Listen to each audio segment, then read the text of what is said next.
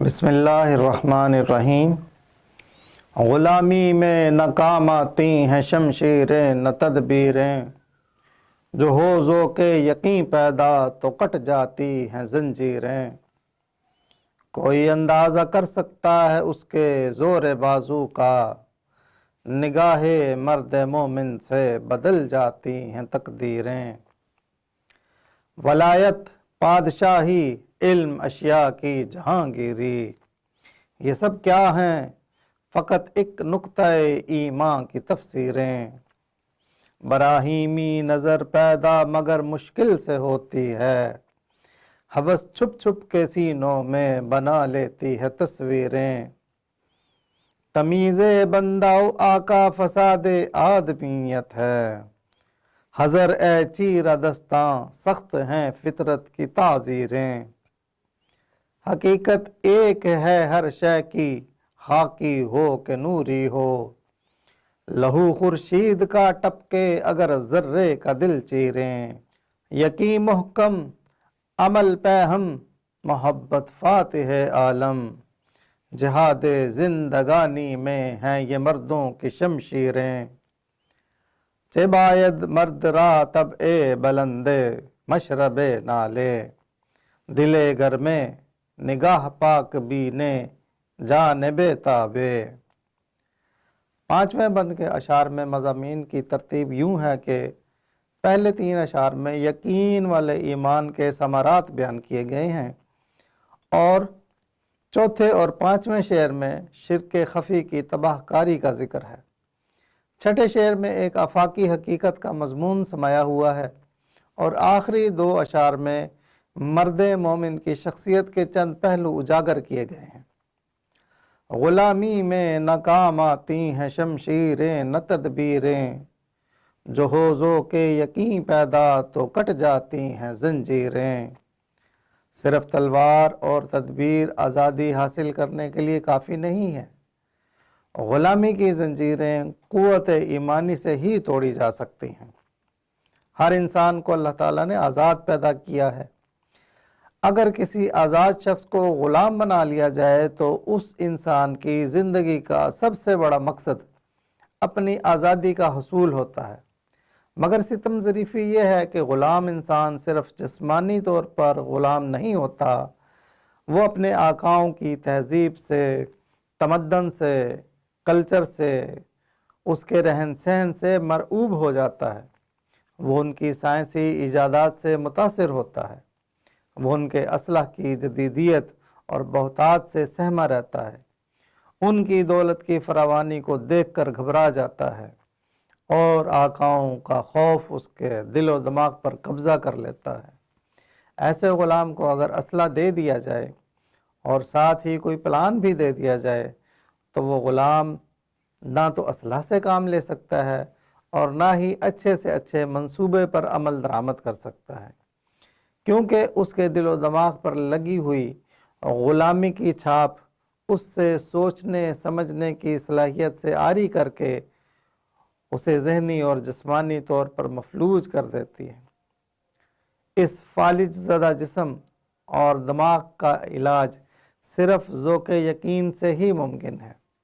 اللہ کی ذات پر ایمان کی چاشنی ہی انسانوں کو وہ قوت فراہم کرتی ہے جو اس کے دل پر پڑی ہوئی زنجیر کو کاٹ دے اور اس کے دماغ سے غیر اللہ کے ہر خوف کو نکال باہر کرے۔ یعنی باطل کا مقابلہ پہلے انسان اپنے اندر کرتا ہے، اور جو انسان اپنے اندر حاوی ہو جانے والے باطل کے رعب اور دبدبے پر کاری ضرب لگا کر اسے شکست دے سکے، وہی شخص اپنے دشمن کو زیر کرنے کی صلاحیت حاصل کر سکتا ہے۔ اگر ایسا ہو جائے تو انسان کی کیفیت یہ ہو جاتی ہے کہ کوئی اندازہ کر سکتا ہے اس کے زور بازو کا، نگاہ مرد مومن سے بدل جاتی ہیں تقدیریں۔ ایمان سے انسان کے بازو میں جو قوت پیدا ہوتی ہے اس کا اندازہ لگانا بہت مشکل ہے۔ ایسی طاقت کی پرتاثیر نظر سے تقدیر بھی بدل جاتی ہے۔ وہ شخص جس میں ذوق یقین پیدا ہو جائے جو یہ دل سے مان لے کہ یہ کائنات اور اس میں جو کچھ ہے سب کا خالق و مالک اللہ ہے، ان سب پر اسی کا حکم چلتا ہے، یہ زمین، سورج، چاند، ستارے، پہاڑ، دریا سب اس کے اشارے کے پابند ہیں۔ اس نے انسان کو اشرف المخلوقات بنا کر آزاد پیدا کیا ہے۔ کسی شخص، افراد، جماعت یا ملک کو یہ حق حاصل نہیں کہ دوسرے انسانوں کو غلام بنا کر ان کو معاشی اور سیاسی استحصال کریں۔ یہ زمین اسی کی ہے اور اس پر اسی کا حکم چلنا چاہیے۔ جو بھی اللہ کی زمین پر غیر اللہ کی حکومت قائم کرے گا وہ اللہ کا باغی اور مشرک ہے۔ انسانوں کو انسانوں کی غلامی سے آزاد کروانا اور انہیں اللہ کی بندگی کے لیے سازگار ماحول فراہم کرنا اللہ کی منشا ہے۔ یہ نیکی کرنا اور پھیلانا ہی ایک مرد مسلمان کی اصل ذمہ داری ہے۔ ویسے تو اس معاشرے میں نیکی کے بے شمار تصورات موجود ہیں، لیکن نیکی کے حقیقی اور جامع تصور کو اللہ تعالیٰ نے یوں بیان فرمایا ہے کہ نیکی صرف یہی نہیں کہ تم اپنے منہ مشرق اور مغرب کی طرف پھیر لو، بلکہ اصل نیکی تو یہ ہے کہ جو ایمان لائے اللہ پر اور قیامت کے دن پر اور فرشتوں پر اور اللہ کی کتاب پر اور پیغمبروں پر، اور مال کی محبت کے باوجود اپنا مال خرچ کریں رشتہ داروں پر اور یتیموں پر اور محتاجوں پر اور مسافروں پر اور مانگنے والوں پر اور غلاموں کو آزاد کروانے کے لیے، اور نماز قائم کریں اور زکوٰۃ دیں، اور جب کوئی وعدہ کریں تو اپنا وعدہ پورا کریں، اور صبر کریں سختی یعنی تنگ دستی میں، اور مصیبت یعنی بیماری میں، اور جنگ کی شدت یعنی جہاد کے وقت۔ یہی لوگ نیکی کرنے میں سچے ہیں اور یہی لوگ متقی ہیں۔ جب مسلمانوں میں یہ سوچ اور یہ نظر پیدا ہو جائے کہ ایمان کا سب سے پہلا عملی تقاضا مال خرچ کرنا ہے اور نماز اس کے بعد ہے اور پھر زکوٰۃ ادا کرنا ہے، ایمان کے ان تقاضوں پر عمل کرنے سے ہی انفاق فی سبیل اللہ کا وہ راستہ کھلتا ہے جو صدیوں کے غلاموں کو آزاد کر کے ان کی تقدیر کو بدل سکتا ہے۔ ولایت، بادشاہی، علم، اشیاء کی جہانگیری، یہ سب کیا ہیں؟ فقط ایک نقطہ ایمان کی تفسیریں۔ بزرگی، بادشاہت، علم اور حکومت سب کچھ ایک ایمان کے نقطے کی تفاسیر ہیں۔ جب انسان غلامیوں کی تمام زنجیروں کو توڑ کر اللہ کا بندہ بن جاتا ہے تو اس کے دل میں ایمان کا ایسا پودا پھوٹتا ہے جس کے پروان چڑھنے والے درخت پر طرح طرح کے پھل اور پھول لگتے ہیں۔ ایمان کے اسی درخت پر ولایت یعنی اللہ تعالیٰ کی دوستی اور بزرگی کا پھل لگتا ہے۔ اسی پیڑ کی ڈالیوں سے انسان کو دنیا کی خلافت کا ثمر عطا ہوتا ہے۔ اسی نہال کی شاخوں سے انسان کو کائنات کا علم فراوانی سے ملتا ہے، اور اسی پودے کی جڑوں سے انسان کو تمام اشیاء پر حکومت کرنے کی طاقت مل جاتی ہے۔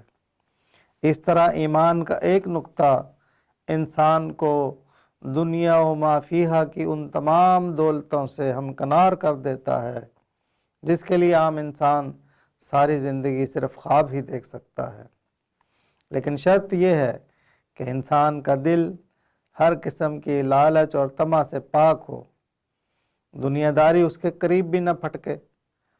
اس پھل کو قرآن کریم خلافت فی الارض کہتا ہے، جیسا کہ فرمایا اللہ تبارک و تعالیٰ نے ان لوگوں سے وعدہ کیا ہے جو تم میں سے ایمان لائے اور نیک عمل کیے کہ انہیں ضرور زمین میں خلافت عطا کرے گا جیسا کہ ان سے پہلوں کو عطا کی تھی، اور ان کے لیے جس دین اسلام کو پسند کیا ہے اسے ضرور نافذ کر دے گا اور ان کے خوف کو امن سے بدل دے گا، بشرطے کہ وہ میری عبادت کرتے رہیں اور میرے ساتھ کسی کو شریک نہ کریں، اور اس کے بعد بھی جو ناشکری کرے وہی فاسق ہوں گے۔ اس آیت مبارکہ سے ظاہر ہوتا ہے کہ دنیا کی ہر چیز پر خلافت اللہ پر ایمان کا ثمر ہے، اور اللہ تعالیٰ بھی اپنے وعدے کی پاسداری اس وقت تک کرے گا جب تک مسلمان خلوص نیت سے اس کی عبادت بجا لاتے رہیں گے اور اس کے ساتھ کسی اور کو شریک نہ ٹھہرائیں گے۔ جو اللہ کی دی گئی اتنی بڑی نعمت پر بھی راضی نہ ہو اور ذاتی لالچ کا شکار ہو کر ناشکری کی روش پر چل پڑے تو اللہ بھی ایسے لوگوں سے ناخوش ہو کر ان سے خلافت ارضی چھین لے گا اور اس قوم کو پھر غلام بنا دیا جائے گا۔ براہیمی نظر پیدا مگر مشکل سے ہوتی ہے، ہوس چھپ چھپ کے سینوں میں بنا لیتی ہے تصویریں۔ لیکن حضرت ابراہیم علیہ السلام جیسی شرک سے پاک نگاہ پیدا کرنے کے لیے بہت محنت درکار ہے۔ لالچ اور طمع بھیس بدل بدل کر انسان کے دل میں جاگزیں ہو جاتے ہیں۔ اقبال کے مطابق شرک کو پہچان لینے اور اس سے بچ جانے کی نمایاں اور عملی مثال حضرت ابراہیم علیہ السلام کی شخصیت ہے کہ جس نے اپنے وقت کے تمام بتوں کو گاہے بگاہے پہچانا اور ان کی نفی کی۔ ایسے ہی ہر دور میں ابراہیمی نظر کی ضرورت رہتی ہے، جو یہ دیکھے کہ کون ہے خدا، چاند یا ستارہ یا سورج سب کو ہی پوجا جا رہا تھا، لیکن ابراہیم علیہ السلام نے نوٹ فرمایا کہ سب کے سب ڈوب جاتے ہیں، لہٰذا یہ الہ نہیں ہو سکتے۔ یہ درخت، پہاڑ، دریا اور اصنام بھی عبادت کے لائق نہیں، کیونکہ یہ سب تو خود بھی مخلوق ہیں۔ اللہ تو وہ ہے کہ جس نے آسمانوں اور زمینوں کو بنایا، لہٰذا اب جو سمجھ میں آیا ہے وہ اوروں کو بھی سمجھاؤ۔ اللہ تو وہ ہے کہ جس نے آسمانوں اور زمین کو بنایا، لہٰذا اب جو کچھ سمجھ میں آیا ہے وہ اوروں کو بھی سمجھاؤ۔ لیکن کوئی نہیں جو آپ کی آواز پر کان دھرے۔ تو سوچ بچار کے بعد ایک کام کیا کہ جس دن سب لوگ پوجا پاٹ کے بڑے فنکشن میں شہر سے باہر گئے ہوئے تھے، ایک تیشے سے تمام چھوٹے بتوں کو پاش پاش کر دیا اور اس تیشے کو بڑے بت کے کاندھے پر رکھ دیا۔ لوگوں نے پوچھا آ کر کہ اے ابراہیم یہ کیسے ہوا؟ تو جواب دیا کہ جس کے کاندھے پر تیشہ ہے اسی سے پوچھ لو۔ لوگ بولے تم جانتے ہو کہ یہ بول نہیں سکتے۔ حضرت ابراہیم علیہ السلام نے فرمایا کہ تف ہے تم پر اور ان پر بھی جنہیں تم پوجتے ہو، جو نہ تو اپنا دفاع کرنا جانتے ہیں اور نہ ہی بولنا جانتے ہیں۔ وہ لوگ شرمندہ ہو کر لوٹ تو گئے، مگر بادشاہ وقت نمرود کو شکایت کی کہ ابراہیم تمہاری عبادت سے باغی ہے۔ نمرود نے بلا کر پوچھا تو سینہ تان کر جواب دیا کہ میرا اللہ تو وہ ہے جو زندہ کرتا ہے اور موت دیتا ہے۔ نمرود نے کہا کہ میں بھی زندگی اور موت دیتا ہوں، اور دو قیدی بلوائے جن میں سے ایک کو سزائے موت اور دوسرے کو رہائی کا فیصلہ سنایا جا چکا تھا۔ نمرود کے حکم سے رہائی پانے والے کو قتل کر دیا گیا اور پھانسی کے سزا یافتہ کو رہا کر دیا گیا۔ ابراہیم علیہ السلام نے ہمت اور جواں مردی سے کہا کہ میرا اللہ تو وہ ہے جو سورج کو مشرق سے طلوع کرتا ہے، اگر تو خدا ہے تو سورج کو مغرب سے طلوع کر کے دکھا۔ اس بات نے نمرود کو مبہوت تو کر دیا، لیکن اس نے اپنی جھیپ مٹانے کے لیے ابراہیم علیہ السلام کو آگ میں زندہ جلانے کا فیصلہ کر دیا۔ کہا کہ اب تم جان جاؤ گے کہ تمہاری زندگی اور موت کس کے ہاتھ میں ہے۔ تمام بت پرستوں میں خوشی کی لہر دوڑ گئی اور ہر شخص نے اپنی استطاعت کے مطابق آگ جلانے کے لیے لکڑیاں جمع کر کے ایک ڈھیر لگا دیا۔ یوں بہت بڑا الاؤ جلایا گیا اور ابراہیم علیہ السلام سے کہا گیا کہ اگر اپنے توحیدی خیالات سے باز نہیں آتے ہو تو آگ میں کود جاؤ۔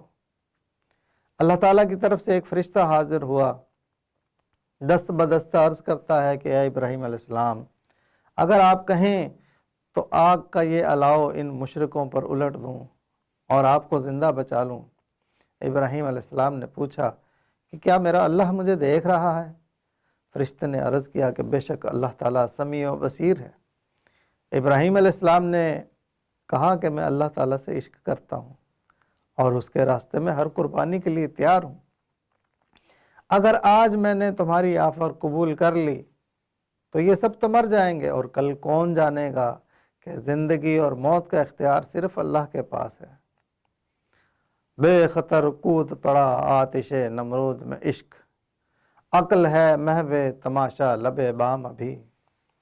اللہ تعالیٰ نے کہا آگ سے کہ ٹھنڈی ہو جا اور ابراہیم علیہ السلام پر سلامتی بن جا۔ یہ ہے اللہ کی وہ سنت کہ وہ اپنے عاشقوں کی خود حفاظت کرتا ہے۔ جواب شکوہ میں علامہ صاحب نے کیا خوب کہا ہے، آج بھی ہو جو براہیم کا ایمان پیدا، آگ کر سکتی ہے انداز گلستان پیدا۔ پھر حضرت ابراہیم علیہ السلام کے لیے ملک بدری کا ایک اور امتحان ہوا۔ اپنی زوجہ بی بی سارہ اور بھتیجے حضرت لوط علیہ السلام کے ساتھ عراق سے ہجرت کر کے مصر پہنچ جاتے ہیں، اور تبلیغ کرتے کرتے مصر کے بادشاہ کے سامنے حاضری ہوتی ہے۔ بادشاہ پہچان جاتا ہے کہ آپ وقت کے نبی ہیں، وہ آپ کا بہت اکرام کرتا ہے اور آپ کی خدمت میں اپنی بیٹی بی بی ہاجرہ کا رشتہ پیش کرتا ہے۔ حضرت ابراہیم علیہ السلام اللہ تعالیٰ سے اولاد کی دعا کرتے ہیں جو قبول ہوتی ہے، اور ایک حلیم بیٹے کی خوشخبری ملتی ہے جس کا نام حضرت اسماعیل علیہ السلام رکھا جاتا ہے۔ اس کے بعد پہلی بیوی حضرت سارہ کے ہاں بھی بیٹے کی ولادت ہوتی ہے جس کا نام حضرت اسحاق علیہ السلام رکھا جاتا ہے۔ اللہ تعالیٰ کے حکم سے بی بی ہاجرہ اور حضرت اسماعیل علیہ السلام کو مکہ کی بنجر زمین پر چھوڑ کر چلے جاتے ہیں۔ اس کے علاوہ اور بھی بہت سارے امتحانات ہیں جن میں سے حضرت ابراہیم علیہ السلام بڑی کامیابیوں سے ہمکنار ہوئے ہیں، جبکہ سب سے بڑا امتحان تب ہوا جب 100 سال کی عمر میں اللہ تعالیٰ نے دیکھنا چاہا کہ کیا ابراہیم علیہ السلام کے دل میں بیٹے کی محبت میری محبت سے بڑھ تو نہیں گئی۔ حضرت ابراہیم علیہ السلام مسلسل 3 بار خواب میں اپنے جوان سال بیٹے حضرت اسماعیل علیہ السلام کو ذبح کرتے ہوئے دیکھتے ہیں۔ 3 دن کے بعد بیٹے سے مشورہ کرتے ہیں تو وہ حضرت ابراہیم علیہ السلام کے فیضان نظر سے آداب فرزندے کی منزلیں طے کر چکے ہوتے ہیں۔ عرض کرتے ہیں ابا جان دیر نہ کیجیے اور حکم ربانی پر عمل کیجیے، میری پرواہ نہ کریں، آپ نے تو ساری زندگی امتحانات میں گزاری ہے، آج میرا پہلا امتحان ہے، آپ مجھے سراپا تسلیم و رضا اور مجسمہ صبر و استقلال پائیں گے۔ یہ فیضان نظر تھا یا مکتب کی کرامت، سکھلائے کس نے اسماعیل کو آداب فرزندی۔ حضرت ابراہیم علیہ السلام نے یہ سن کر چھری تیز کی اور بیٹے کے گلے پر چلا دی۔ اللہ تعالیٰ نے امتحان میں 100 کے 100 نمبر دیے۔ کہا کہ اے ابراہیم بس کرو، تم نے اپنا خواب سچ کر دکھایا، میں جان چکا کہ تمہارے دل میں میری محبت دنیا کی ہر چیز اور ہر رشتے سے زیادہ ہے۔ میری محبت میں تم نے اپنے معاشرتی رسم و رواج کو تج کیا، میری محبت میں اپنے والد کو چھوڑ چکے، میری محبت میں اپنے دوستوں کو ترک کیا، میری محبت میں عوام سے ٹکر لی، میری محبت میں نمرود کے سامنے ڈٹ گئے، میری محبت میں آگ میں کود گئے، میری محبت میں اپنے وطن کو خیر بات کہہ دیا، میری محبت میں اپنی بیوی بچے کو مکہ کے غیر آباد علاقے میں تنہا چھوڑ دیا، اور آج میری محبت کی وجہ سے اپنے جوان بیٹے کے گلے پر چھری چلا دی۔ تم سچے ہو اور تم مشرکوں میں سے نہیں ہو۔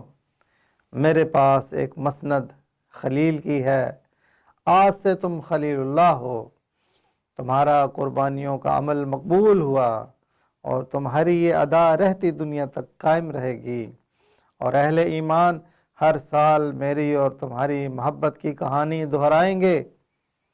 اگر حضرت ابراہیم علیہ السلام جیسی نظر پیدا ہو جائے تو پھر ہوس اور طمع کا کام نہیں کہ وہ ایک مسلمان کے سینے میں اپنا مقام بنا لے، مگر عام طور پر جب انسان کے پاس اختیارات آتے ہیں تو ساتھ ہی دل میں لالچ بھی آ جاتا ہے۔ اس کو دنیاوی رتبہ ملنے کے ساتھ ساتھ اس کی ایک اور آزمائش شروع ہو جاتی ہے۔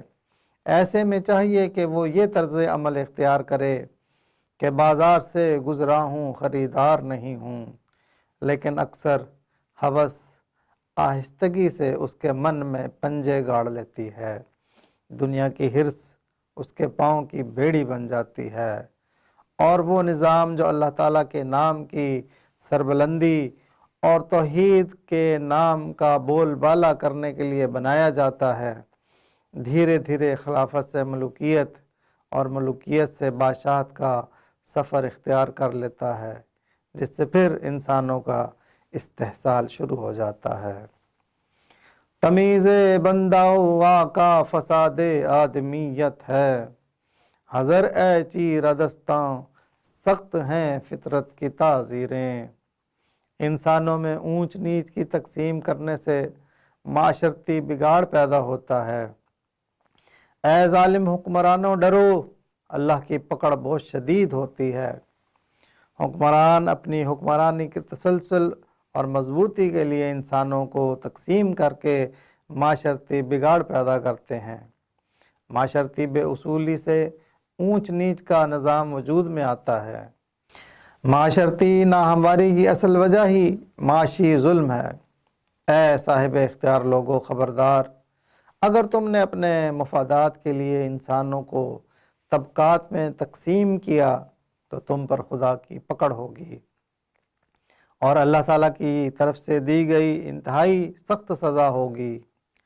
شاہ ولی اللہ صاحب کے نزدیک تقسیم دولت کا غیر منصفانہ نظام ایک دو دھاری تلوار ہے، جس سے ایک طرف دولت کے انبار لگ جاتے ہیں، امیر عیاشی اور بدمعاشی میں ملوث ہو کر اللہ کو بھول جاتے ہیں، اور دوسری طرف بھوک اور افلاس ڈیرا ڈال دیتی ہے، اور انسانوں کو زندہ رہنے کے لیے دن رات محنت کرنے کے بعد اللہ تعالیٰ سے لو لگانے کی فرصت ہی نہیں ملتی۔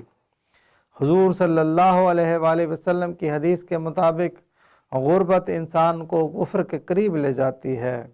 ایسی تقسیم دولت کا نتیجہ دونوں طرف اللہ سے دوری کی صورت میں نکلتا ہے۔ تمیز بندہ و آقا دراصل شرک کی ایک قسم ہے جسے اللہ معاف نہیں کرتا۔ ایک خالق کے بنائے ہوئے انسانوں کو مختلف طبقات میں تقسیم کرنا رب کو سخت ناپسند ہے۔ اسی لیے علامہ صاحب نے ایسے حکمرانوں کو خبردار کیا کہ اگر تم یہ حرکت کرو گے تو اللہ تعالیٰ کی شدید گرفت کی زد میں آ جاؤ گے۔ حقیقت ایک ہے ہر شے کی، خاکی ہو کہ نوری ہو، لہو خورشید کا ٹپکے اگر ذرے کا دل چیریں۔ اللہ تعالیٰ نے خاکی اور نوری مخلوقات کو ایک ہی شے سے بنایا ہے۔ اگر خاک کے ذرے کو توڑیں تو اس میں بھی آفتاب کا نور اور طاقت ہی پوشیدہ ہے۔ اس شعر کو دو طرح سے سمجھا جا سکتا ہے۔ ایک یہ کہ اس کائنات کو بنانے کے لیے جو بنیادی اکائی استعمال کی گئی ہے وہ ایٹم یا ذرہ ہے، جس میں الیکٹران، نیوٹران اور پروٹون ہوتے ہیں۔ اگر ایک ذرے کو ایک خاص عمل کے ذریعے توڑا جائے تو اس سے وہی روشنی، توانائی اور تابکاری خارج ہوتی ہے جو سورج میں مسلسل اور بہت بڑے پیمانے پر خارج ہو رہی ہے۔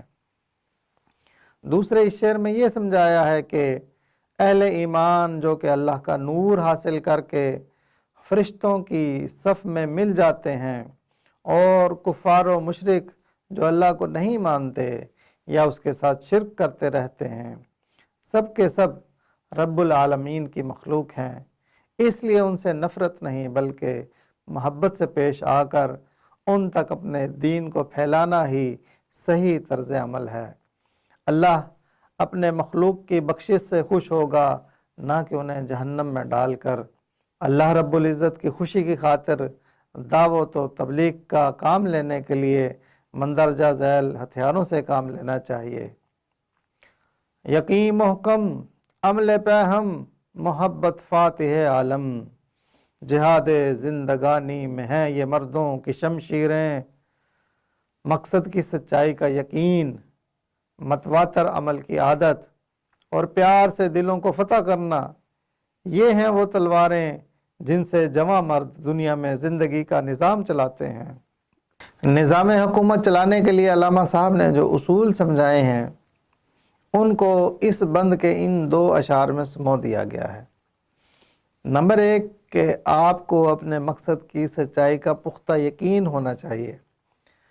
آپ کا مقصد اگر دنیا میں عدل و انصاف پر مبنی نظام قائم کرنا ہے جس سے عوام میں خوشحالی پیدا ہو اور پیش نظر اللہ کی خوشنودی ہو، دوسرے آپ اپنے مقصد کو پا لینے کے لیے وقت برباد نہ کریں، مسلسل محنت کے عمل کو جاری و ساری رکھیں، اور آپ کے کام میں کوئی رکاوٹ یا رخنا آئے تو فوراً اسے دور کریں اور وقت کی قدر کریں، اس دولت کو برباد ہونے سے بچائیں اور اپنی محبت اور اخلاص سے لوگوں کے دلوں کو جیت لیں۔ یاد رکھیں کہ نفرت سے کوئی بھی اپنا نہیں بنتا، البتہ محبت دشمن کو بھی دوست بنا سکتی ہے۔ بندہ مومن کے یہ اوصاف ہیں جو تلوار کی طرح کام کرتے ہیں اور اس کے مقاصد کو پورا کر دیتے ہیں۔ چہ باید مرد را طبع بلند مشرب نابے، دل گر میں نگاہ پاک بینے جانے بےتابے۔ عالی طبیعت کا مرد خالص شراب جیسا ہوتا ہے، دل گرم جوش، پاکیزہ نگاہ اور شوق والی زندگی جس کی خصوصیات ہیں۔ اپنے مقصد سے پیار کرنے والا مرد بہت اعلیٰ شخصیت کا مالک ہوتا ہے، جس کا مزاج ایک خالص شراب جیسا ہوتا ہے جس میں پانی یا کسی اور چیز کی ملاوٹ نہیں ہوتی۔ اس کے دل میں انسانوں کے لیے انتہا درجے کی گرم جوش محبت ہوتی ہے۔ اس کی نظریں پاکیزہ ہوتی ہیں، یعنی وہ کبھی بھی دوسروں کے مال پر نظر نہیں رکھتا۔ اس کا دل لالچ و طمع سے خالی ہوتا ہے اور اس کی جان خدمت خلق کے لیے ہمیشہ بےتاب رہتی ہے۔ ان 2 اشعار میں بیان کی گئی صفات پر مبنی شخصیات جب مسلمانوں میں پیدا ہوں گی تو وہی لوگ زمانے کی امامت کے فرض پر نصب کیے جائیں گے۔ دیکھتے رہیں، شیئر کریں۔ اقبال کی آواز عابد کے ساتھ۔